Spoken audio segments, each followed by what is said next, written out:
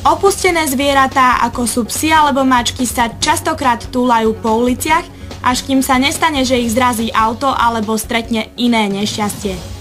Taký je aj príbeh malého mačiatka, ktoré sa zatúlalo k vysokoškolským internátom. Mačiatku, dočasne pomenovanému menom Uniket, sa náš štáb rozhodol pomôcť pri hľadaní domova.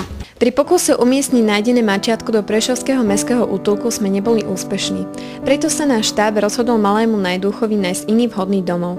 Svitlo však ráno, no na naše veľké prekvapenie mača zmizlo.